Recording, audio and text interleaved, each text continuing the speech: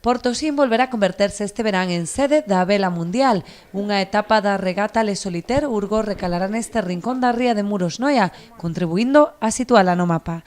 En este caso tenemos una prueba de primer nivel, de altísimo nivel, a nivel lo que es la vela en solitario, que la repercusión que tiene sobre todo en Francia y algunos países, bueno, sobre todo europeos, pero la gente que está metida realmente en el mundo de la vela, sobre todo en solitario en particular, tiene una repercusión y un seguimiento masivo, sobre todo en los países francófonos. Unhas 40 embarcacións tomarán partido nesta cita deportiva con saída e regreso dende Francia. Es un lugar muy interesante para nosotros porque todo está próximo. El club, también la línea de llegada que está muy cerca y pienso que los navegantes después de 3 días y 3 noches en el mar serán muy contentos de llegar aquí.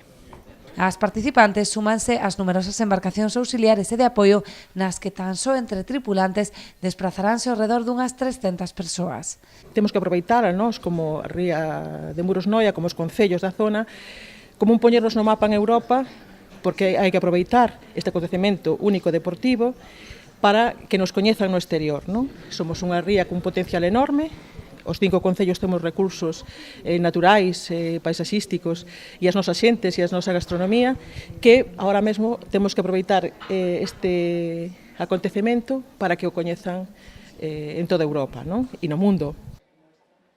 Ademais da importancia como atractivo turístico, a Asociación Rural de Desenvolvemento Muros Noia reivindicará a través desta regata o carácter da ría como entrada de peregrinación cara a Compostela. Daí que os participantes poderán obter a Compostela que acredite a realización do camiño por mar.